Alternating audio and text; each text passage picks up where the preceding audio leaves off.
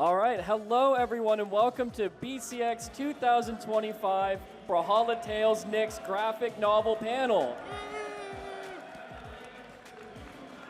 Thank you so much for being here in the crowd, and for those at home, thank you for being here.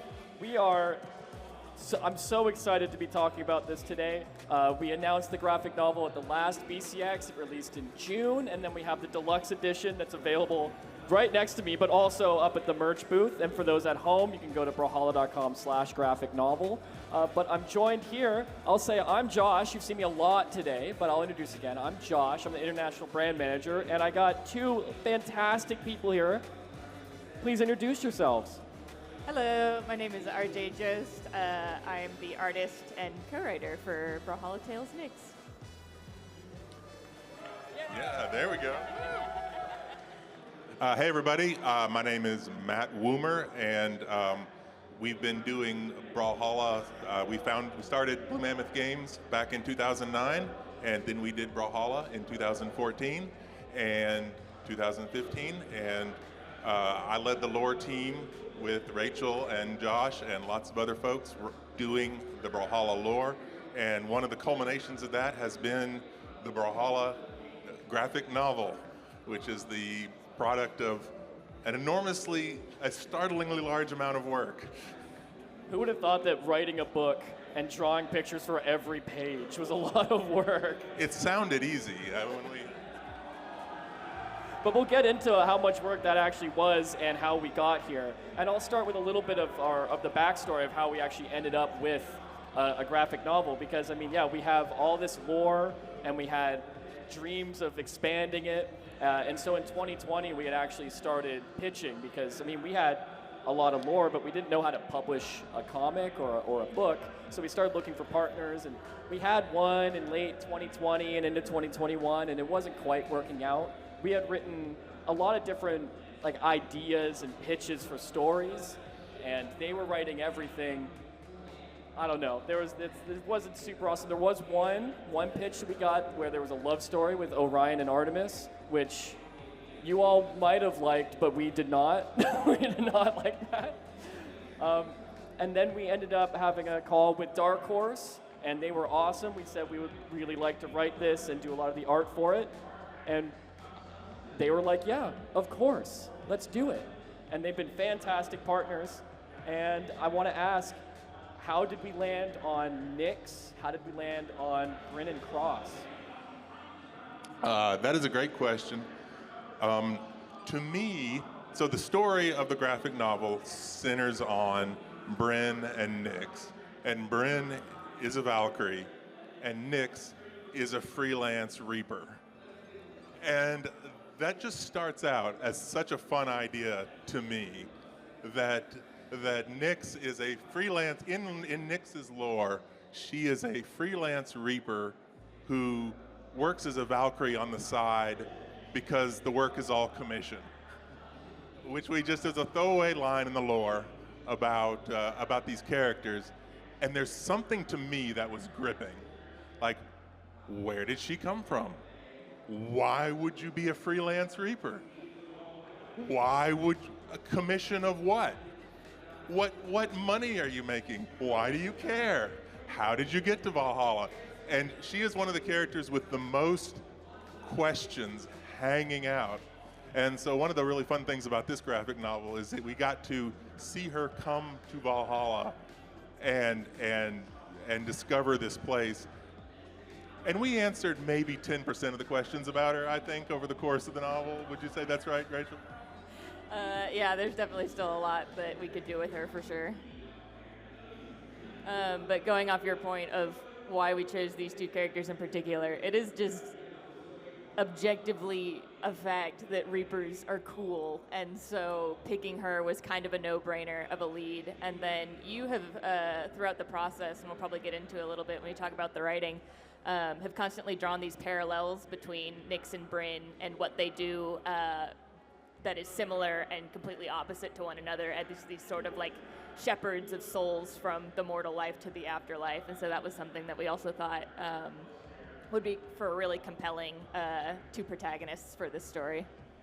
Yeah, I think the obvious thing would have been to tell the story of Thor or the story of Bodvar, or story of one of the normal, sort of the Viking characters. And so to go after these two characters, to me, is like, Brawlhalla is supposed to be such a weird place. It's such a weird place, but such a serious place, right? It is serious business. What these folks are doing is serious business. They are in their own heaven, in their own afterlife, and they care deeply. And so having these two as they're fighters, but also they're observers, right? They're both as Valkyries or Reapers. They're observers of all of this world, and so they made a really great entry point. I don't know. There's a part in the book where Nyx first arrives in Valhalla, and that Rachel did, and we knew when we sat down with it. It's like, okay, this needs to be. This is it for sure. This needs to be amazing. Yeah, on top of that too, it worked really well to serve as Nyx arriving for the first time in Valhalla and being this gateway point for people who maybe weren't as familiar with the lore and the behind-the-scenes stuff. Getting to experience things for the first time through her as a catalyst in the story worked really well. And then, again, similarly but differently, Brynn is intimately familiar with how Valhalla works, being a denizen who was born and grows up there. So she can work to guide both Nyx and you, the reader, as we kind of tell the story through them and get you learning more about how the world works. So I mentioned that we did, a lot of all of the illustration. Dark Horse helped with colors and inking, of course, but that's not really common. Can you I think we have a few slides on it. Can you actually walk us through what the process was of getting from the beginnings of these ideas, like Nyx going into Valhalla, and how that worked, how we got to the end product? Yeah, okay, good, it's already up. So real quick, just for context here, Rachel did the art for this comic book, and it was a pretty funny conversation because we had already made the deal with Dark Horse before Dark Horse fully understood that Rachel's like, no, I got this. I'm actually going to do all the art for it. They thought they were going to do a lot more. They thought they were going to be on the hook for a lot more, and Rachel's like, no, we got it. Yeah, I had gone to school actually for sequential art, and so I've always been in love with comics and making comics and creating comics. So when there was this opportunity for us to be like, hey, we're gonna do a comic, I was like, me? Can I do it, please? That's what I want to do. But yeah, when it comes to the actual creating of the comic, there's a couple steps we go through first. That's who we are. I don't have this up on the slide, but before even the pencil touches the paper, the first thing we actually start with is an outline. I didn't have any snapshots of this because a lot of it was written down on pen and paper in office. We've had so many meetings around a table together where it was just, okay, we know we want these characters. We know we have a vague idea of a plot. Let's just come up with wacky scenarios. Let's come up with anything that they could get in fights about. Let's come up with whatever, the brainstorming phase of things, where we just wrote down anything we had. And then from there, Matt, you did a lot of taking it and refining the ideas into these kind of core big scenes that I then took once we got the kind of green light from Dark Horse to be okay, we're starting to make it now. I, in tandem with a script, would draw these scenes out on the page, on the paper, to try to visualize how much space they would take up, how much each scene would need. Would we need multiple panels for one conversation, or could I get through it pretty quickly and then move on to the next idea? So I did a lot of that in tandem in this early concept, and then from there I would have a lot of meetings with Matt about what we liked, what we didn't like, what we thought was working, what needed more time, what needed less time, and where we could punch up anything we thought could be cooler. Yeah, this one was really great. This one was definitely, because we sit down, we started working on this thing 5-6 years ago, the ideas for it, right? And so one of the ideas we had, whether it was going to be an animated show, whether it was going to be a comic book, was going to be this arrival scene. And I just love what Rachel's done with this, because we had from the team, that is like when we're working on all this stuff early on, and we're just coming up with lists, right? What are all the funny things or interesting things or illuminating things that would be in this scene? And so Rachel has to start out with just this big honking list of just stuff, right? And she did. It's like the keywords that you had written in the outline were there kind of in the script. You can see in the panel too, where it says she's a new girl in a big city, and the streets of Brawlhalla are strange and wondrous. That was something that you had specifically written that I was definitely trying to capture. Where it's like, okay, how do you convey that in such a short amount of time? It's really interesting trying to condense time into physical comic pages to read, because you could spend an immense amount of time showing and telling that she doesn't know how anything works, or doesn't understand, or doesn't realize that these things are strange. But you can also like really shorten it by just doing this big 2-page spread and getting all these ideas together by mashing as much as you can into one space. It's just packed. It's just images just packed, and somehow the T-Rex is now like almost an official mascot. It's in everything. It's like. I'm sorry, I just love this panel. Anyway, go ahead. So this was the kind of initial first sketch of it to make sure that the vibes were right, and it was definitely one that I think we were able to get pretty down pat from the get-go. But from the thumbnail stage, after we go, okay, this is the pace of the story we want, this is the general like layout and visuals we want, we know how many panels there are, what the panels are going to depict, and like how much stuff there's going to be on each page. It's then up to me to take that and just draw it, just straight draw it. There's a couple different things you go through if you want to like refine the figures, and the penciling stage is usually what it's called. So sometimes I'll take it and sketch it out a little bit more. But I tried to work pretty tight in my thumbnail so that I could go as fast as possible from what you see here to the final inks on the page. So there wasn't a ton of time in between it, but you can see some of the figures changed from the last page to this one. I moved like the eye level on some of these characters to take up more of the foreground, or push a lot of stuff into the background, and just get it, real cool and busy, and tried to capture as much of the vibe as Brawlhalla as I could.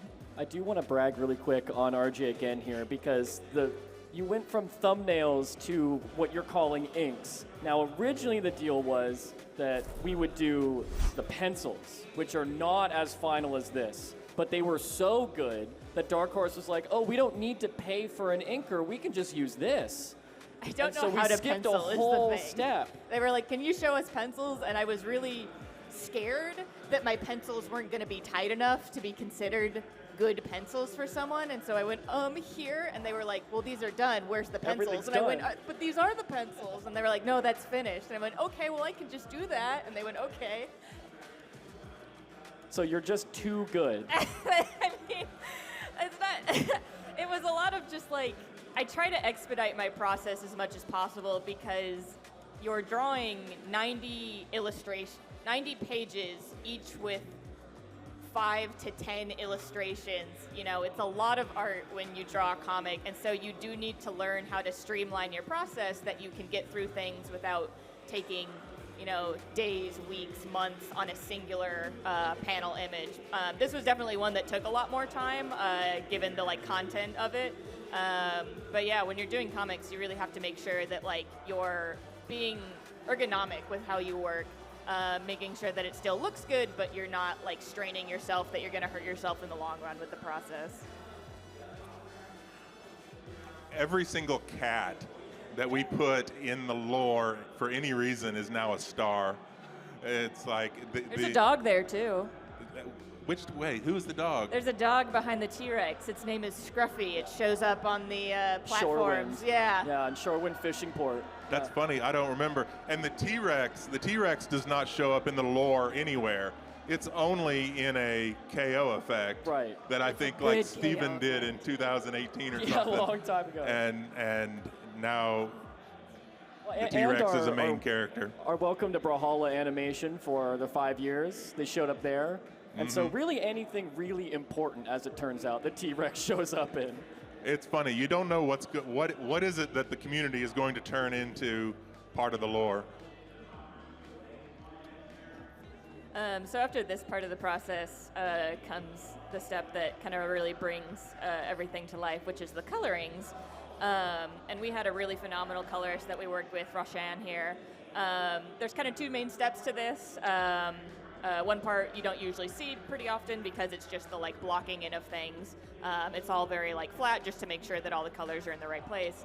But then after that comes all the details, the shading, the light, the mood, everything on that Roshan did, and he did an absolutely phenomenal job with all of these pages.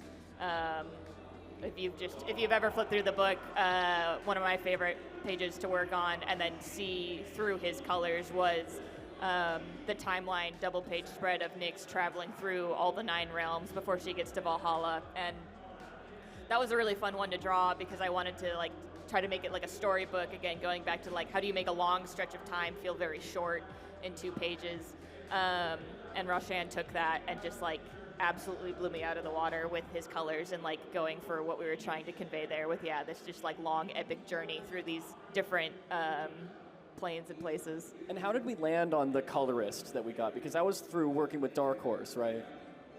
It was a lot of just actually looking at who in the industry, whose work we liked and who Dark Horse had previous experiences working with and working with well, and Roshan was one whose portfolio we saw, and he just like, he had these really awesome double page spreads on a lot of work he had been done on, and since I knew that that was something we were going to probably have a good amount of, because we had already kind of started the work here on chapter 1, his double page spread, seeing the like what he could do with that and knowing that that's what I had was kind of like a perfect team up there. There's a lot of things in the background here once you kind of got through that initial thumbnailing phase. How did you decide on what Easter eggs to include in the background? Because there are a lot in this section. Yeah, it's a big game of I Spy, I like to think, through most of the comic. Some of these things were stuff we had kind of written down in the like early brainstorming sheets of paper phase, where it's like, wouldn't it be funny if like this was happening? And even though that can't make it into like the main comic because it doesn't really pertain to anything going on, we would try to sneak things in there in ways that we could.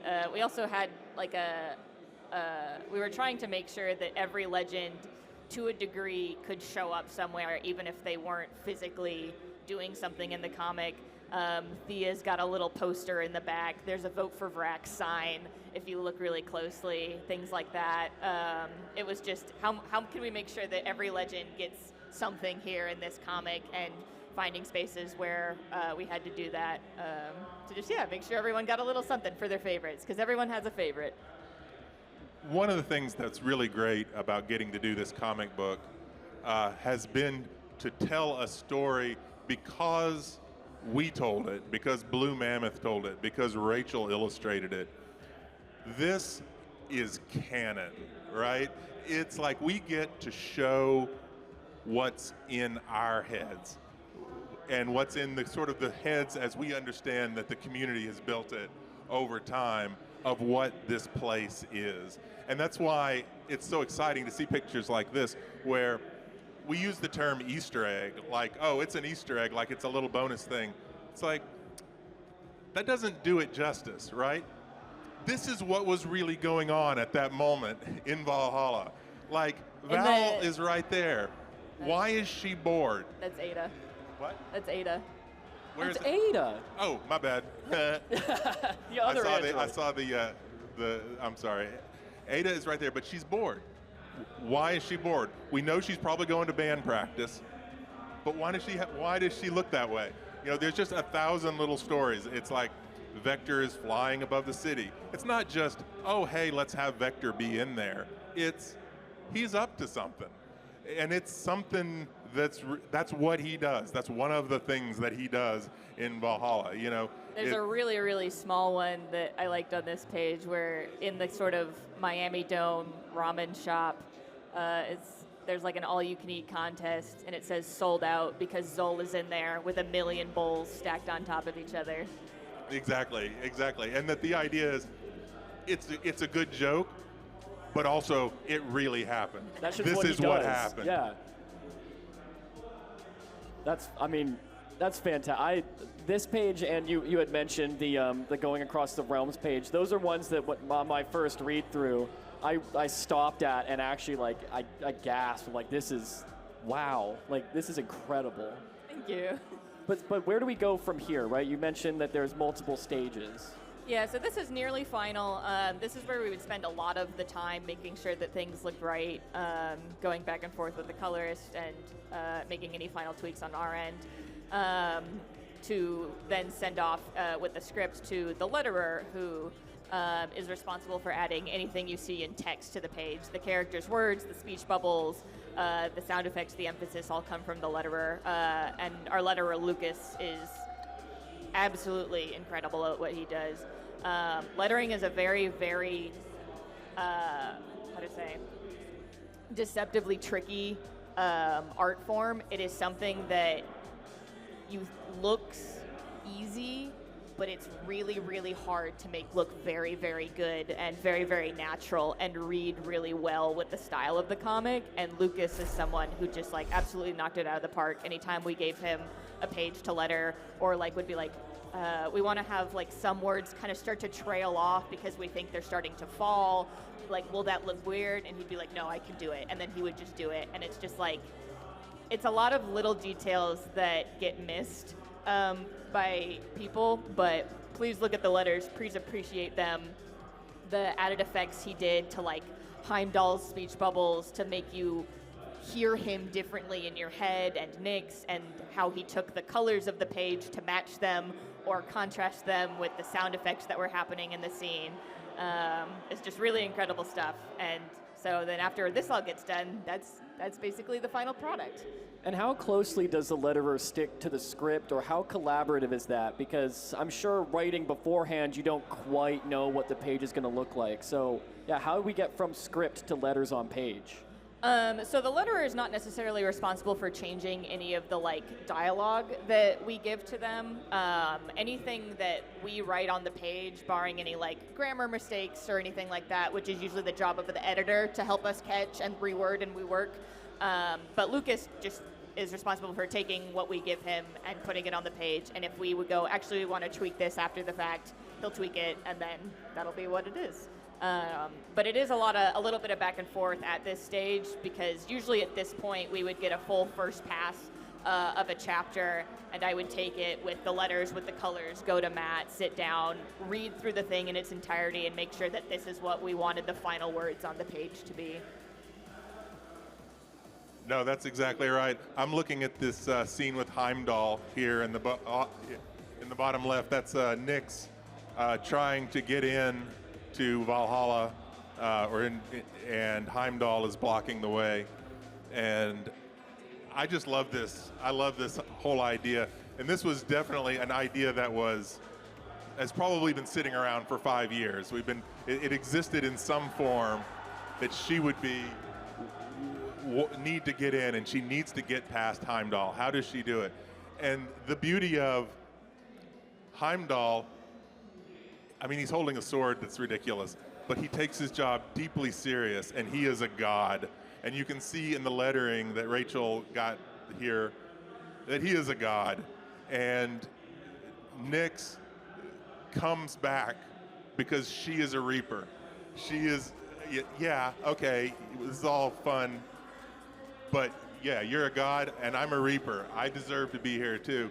And there's this moment, and her dread lettering. I think all that came off really well. I really enjoyed that. This is something we'll also kind of denote in the scripting stage to help the letterer get what we want to do. I didn't have the script for this one here, but I remember during this moment when we were sending it over, the script said something to the effect of Heimdall should be like radiating power, and Nyx's words drip with like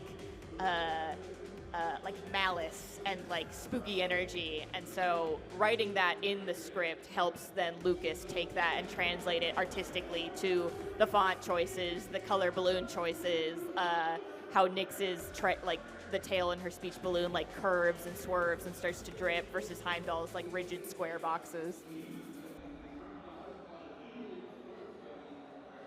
So do we have much more to share? Because I mean, at this point, like, it looks like we're done, right? Yeah, this is, like I said, after this stage, it's just finalizing the specific words and the specific orders we want, and then calling it finished, so. And I want to ask, how long was the process, once we got with Dark Horse, right, from writing script to illustration to final lettering, everything looks good? I think, at least for my part in drawing it, it was about, I think, 2 years of work. There was definitely a lot that came way before we got with Dark Horse 2 in the like planning and brainstorming phase. Like I think Matt said earlier, overall it was about like a 4 to 5 year process. It's definitely a lot of work to go through because it's a lot of pages and a lot of people and a lot of different ways you can do things and change things and make it all better. I love this Taros too. This is another example of where it's like, whatever you think of the comic book, I'm super proud of it. I think it's super awesome. The one thing you cannot deny is that only Blue Mammoth could have made this comic book. It's Absolutely. like Taros is doing his signature move here, and it's this, and we get to communicate. It's this great opportunity to communicate that when Taros has a signature move in the game, that is an artistic representation of what he actually is and what he actually does. And that's all of the characters, right? And that these signatures are not sort of, they have artistic license to them, but they are that character's essence, right? And so to have a chance out, and because it's a fighting game, because everything has to be expressed so quickly, so succinctly, and so repeatably, we don't really have a chance to kind of stop and say, we have a little bit of a chance in the lore, but we don't have very much, we only have a few words there to kind of express who this person is and why they're real, if that makes any sense. And so having this comic book as a way for us to kind of to say, here's another thing that's real, right? This is who they are, was really delightful. I really enjoyed. That was actually something I remember going back and forth with you and the team at one point, was how much of certain aspects of the game do you try to depict or leave up to interpretation or change the interpretation between the mediums here, because different mediums have different strengths, different needs, and different ways that people react to them. So at one point we were like, do we try to answer or like explain weapon drops and like characters using weapon drops in the comic, or do they just have their weapons? There were a couple different iterations of some fight scenes, specifically in the beginning of chapter 2, I believe, where Something really crazy happened over there. Yeah, I love comics too, comic books. Oh, woo! But yeah, there were a couple different iterations of that first fight scene in chapter 2 where we had played with whether or not they had the spawn bots, the weapon drops, and all that kind of stuff. Eventually we landed on what you see currently, which is we think the spawn bots would be fun in certain situations, because who wouldn't want to have, like, a cool wrestling style entrance, and that's what these little guys do for you. And so certainly in Brawlhalla, they want to hype themselves up when they come into the ring. And that was something that helped there. But when it came to thinking of the weapon drops and them using that in the tournament or in the fights that they do, it was something that ended up being taking up more page space and time away from the story and the characters to explain something that could just be easier to say, they just kind of have weapons. And so that's what we ended up doing. Yeah, we didn't feel like we had to explain everything, but we did get to discover that the spawn bots are definitely real. And one works in a bar, which is exactly. nice. That's my favorite little one too. Yeah, that's the one I use. Shade, right? Yeah. There were a lot of different spots where we tried to sneak in small details like that, like Shade working at the bar, and of course everything you see in the big double page splashes here. Lots of different character interactions too that we've talked about in lore tidbits that are sitting side by side in the bleachers or hanging out. Heimdall and Bodvar is one that we've constantly talked about internally, is they're definitely friends. And so getting to depict them here was a treat for sure. So we talked a little bit at the beginning how we were sort of pitching for comics, right? And originally this was going to be a comic series. At what point did this turn into a graphic novel instead of a comic series, and why was that decision made? So there were two different phases, which is the book that you see now, the graphic novel, and what's called issues. If you're not big into comics, floppies or issues are thinner comic books that are kind of more traditionally what you might think of when you think comics. They're on the stores. They're I forget the kind of paper specifically, but they're much thinner, and they're usually kind of like small. Chapters that you'll go through and like pick up each one as they come out. They don't usually put out a ton in one go because the point is to like read the story in chunks as it comes out and it gets finished. But as we were trying to kind of work with that initially, we just found that we were running up into the limitations of the page space of single issue as a format and the time idea with working on it, because when you do issues, you do one to completion, put it out, and then you start the next one. And we really wanted to make sure that we knew what the story looked like beginning to end as we were working on it in its entirety, and that's a little harder to do when you're doing it single issue style. And also shout outs to Dark Horse for rolling with the punches, because we were like, hey, let's sign for a few comics. That sounds great. And then we're like, I think it would be better as a graphic novel. Is that cool? And they're like, yep. Yeah, to me, the comic book exists because it's what we were capable of accomplishing. You know, in all of these meetings and all of these lore team and comic, we want to do an animated series. We would do anything we could kind of get our hands around. And this was our first level of what we could get our heads around and the amount of work that we were capable of doing.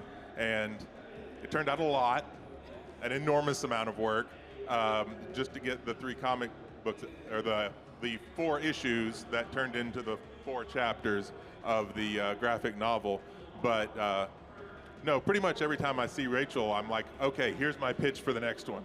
All right, we open on.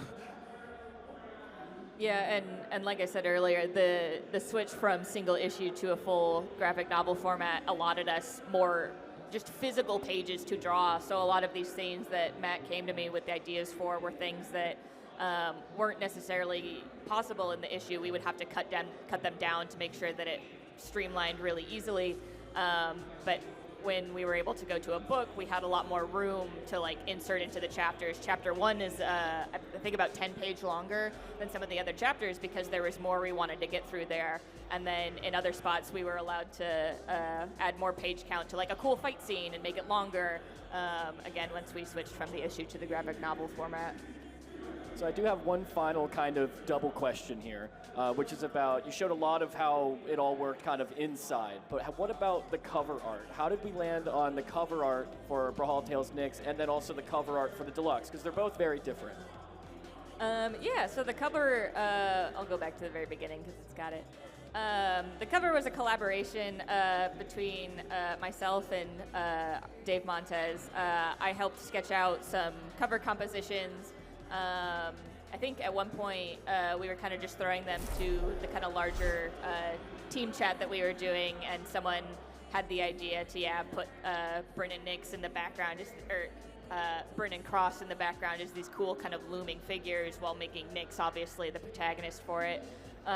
So I sketched up the compositions and then sent some ideas over to Dave, who then did the ink work for the cover. And then I took that back and colored and rendered it for, the standard edition.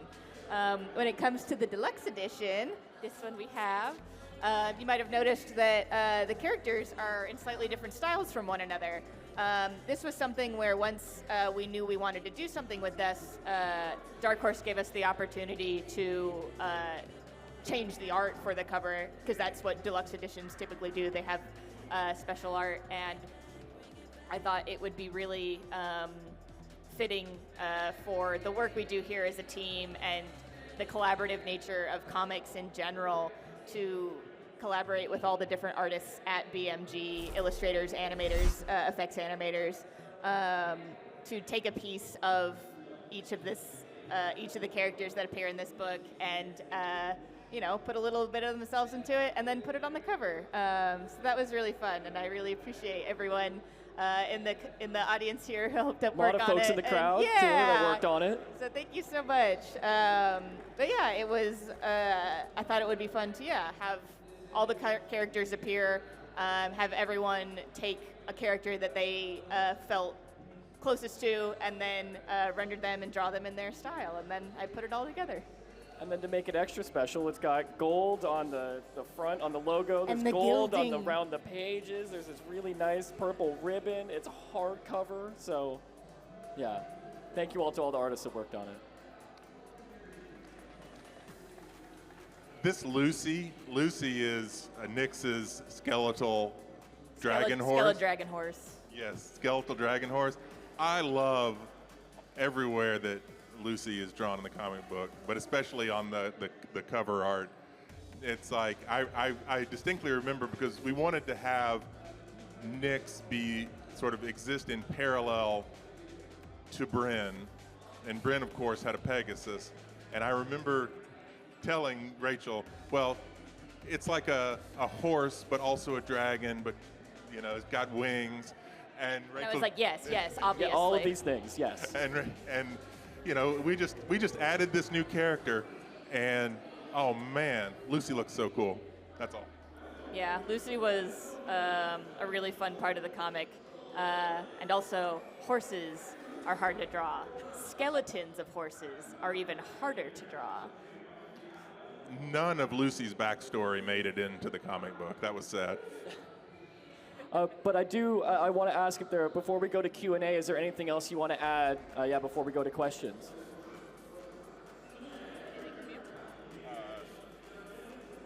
No, I really enjoy looking at the panels and talking about how much I like them. I like where Rachel did the entrance to Asgard Valhalla in the background. But that really came off right, because it's like it's Valhalla, and then you get to the other side and you realize what a place this is. That it's this huge ecumenical place for everybody, but it's Viking, but it's not. And I don't know, that really worked. I just want to say thanks to everyone who's bought the comic, who's read the comic, who's supported us through making the comic. It was a very intense labor of creativity and love, and thank you so much, everyone. Thank you, everyone.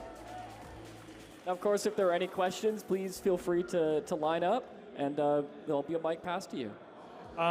This might be a little bit of wishful thinking on my part that you even have an answer for this. By the way, the graphic novel is one of my favorite things, lore-wise, that ever came out of Brawlhalla. Absolutely incredible. I have to wonder. There's in the big introduction to Valhalla page spread, my favorite spread in the whole graphic novel. There's among all the 20-ish references that I've seen in that spread, there seems to be a guy in a cloak who I think might be Lance Star Champion. If you're allowed to or able to, I'd love to hear more insight into why that character, whether he's Lance or not, why he made it into the final, basically. Go ahead, Rachel.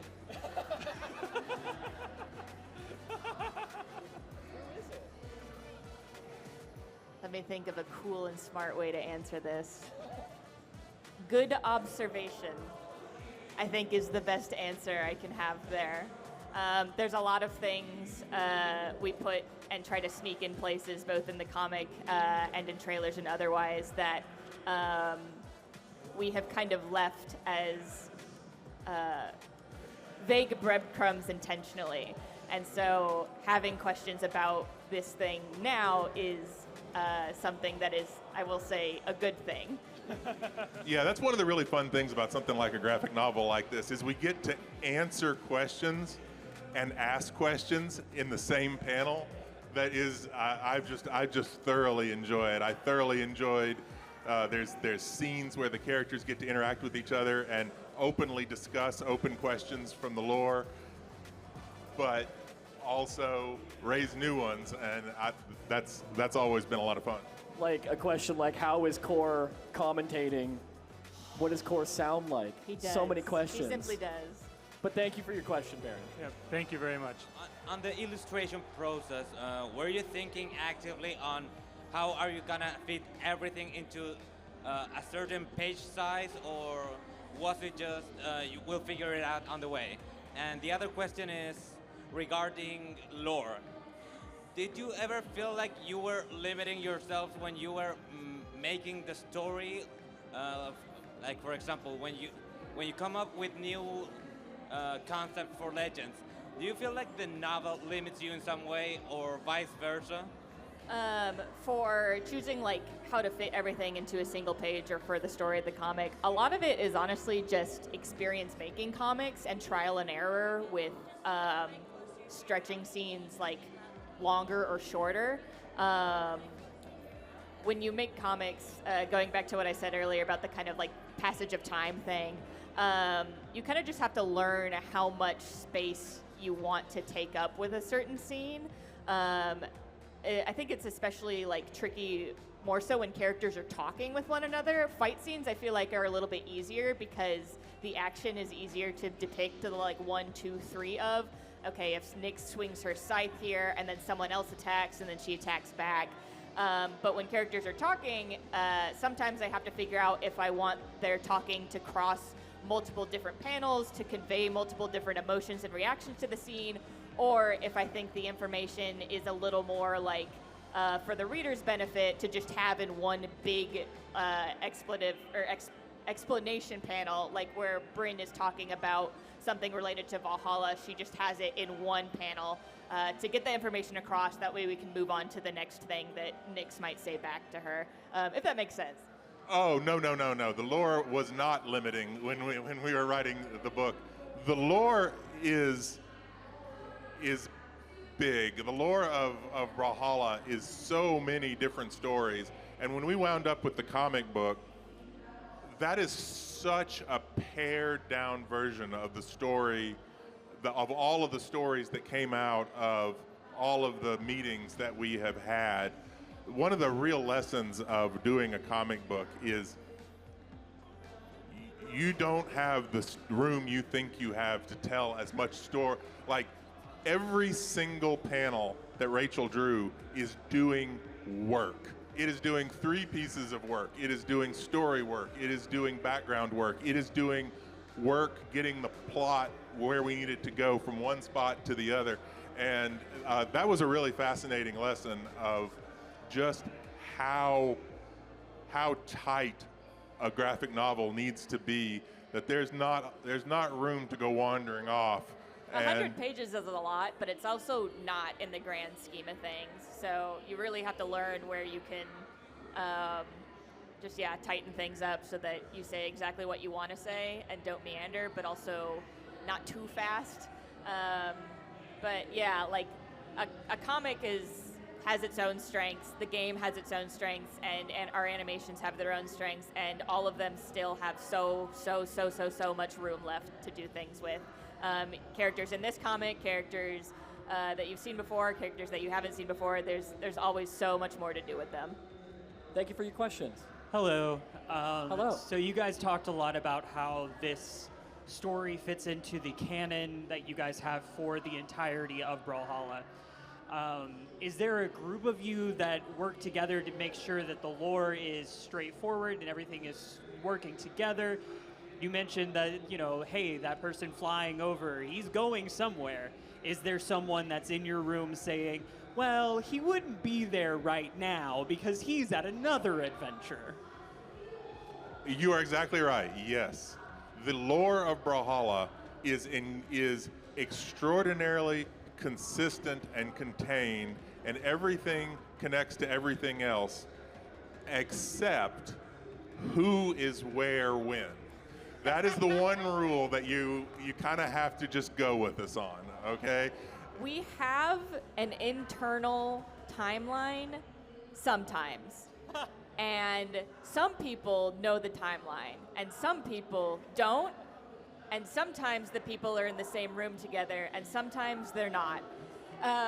And more importantly, to me anyway, there's a lot of artistic license where, okay, we have an opportunity to draw this image of Valhalla, right, at this moment in time.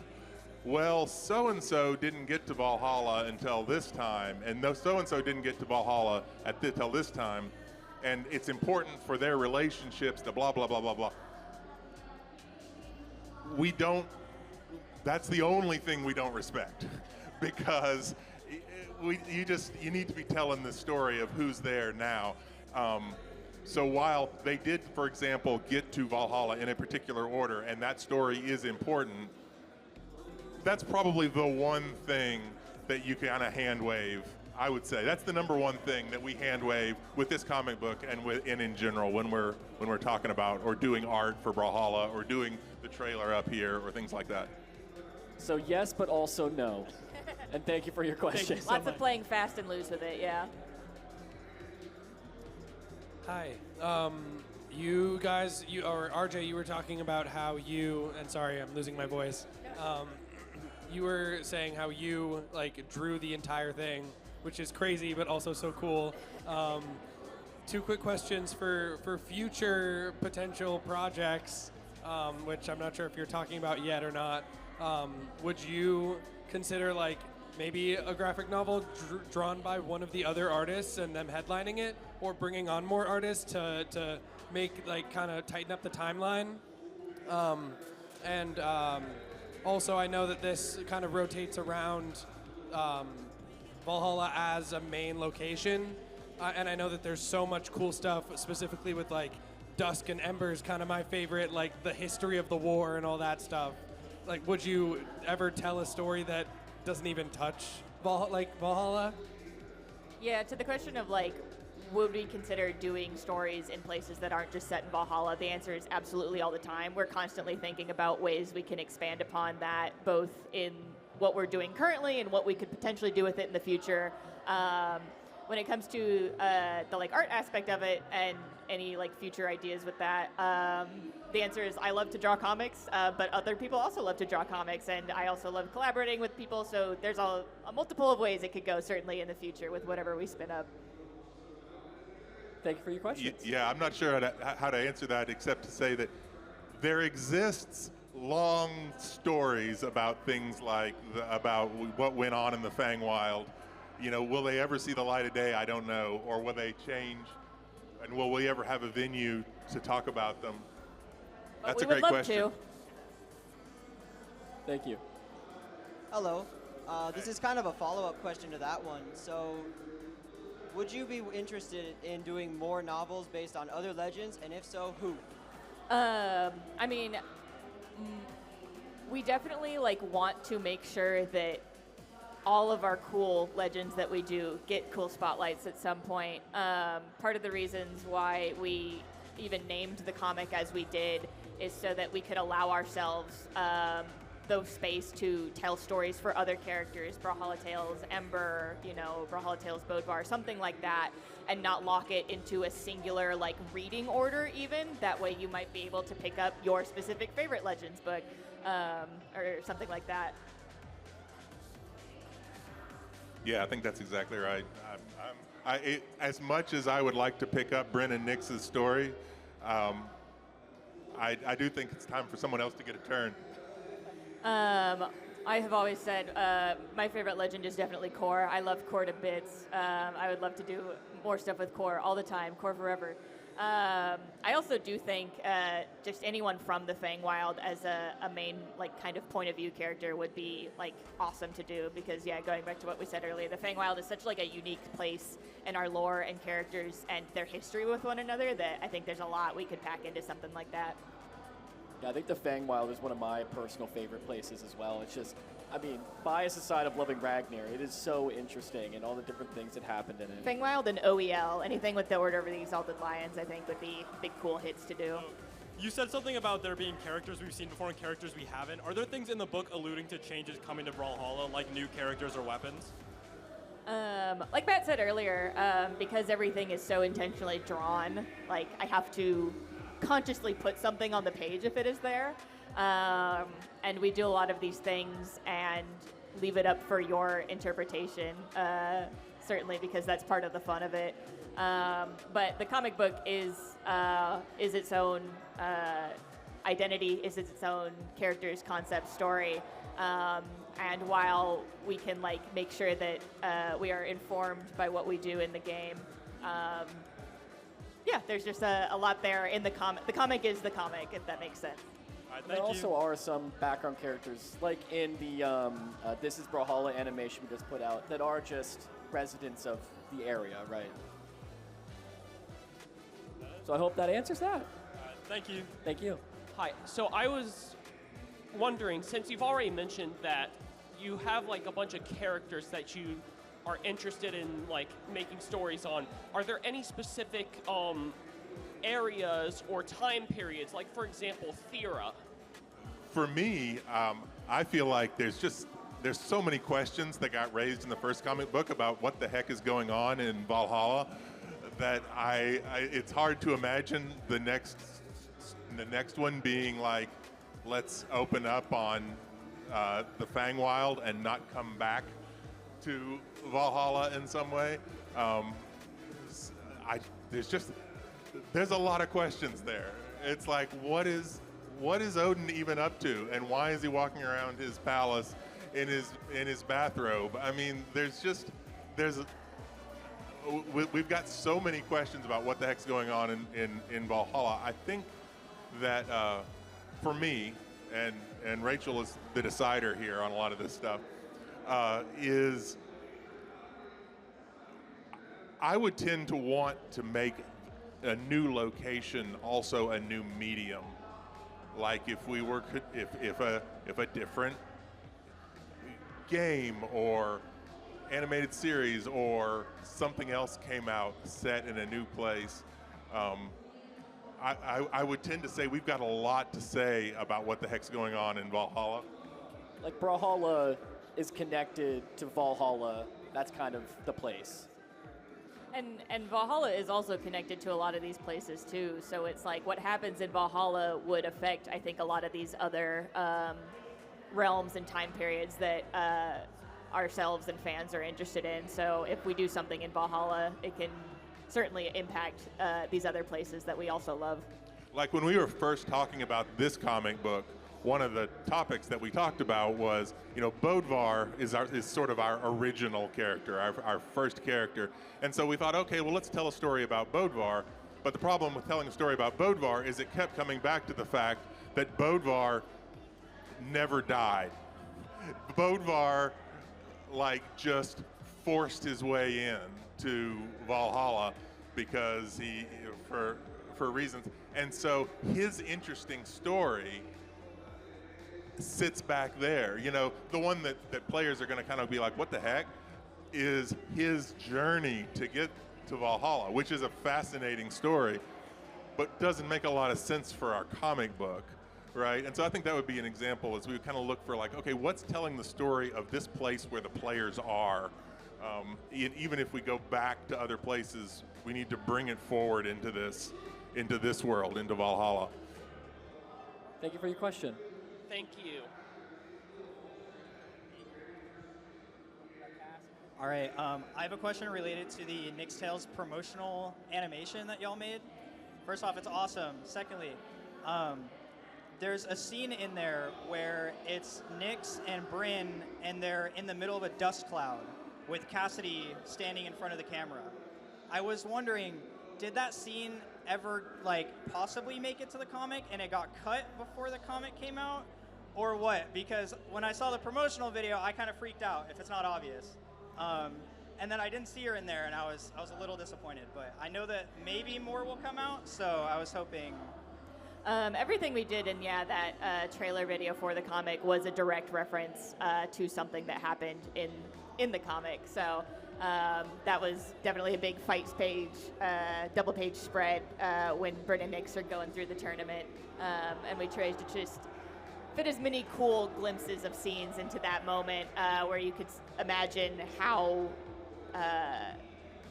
these fights between these champions and these teams of champions would play out. And thank you everyone for being here. Thank you for all of your questions. Thank you for everyone at home for watching. Thank you so much.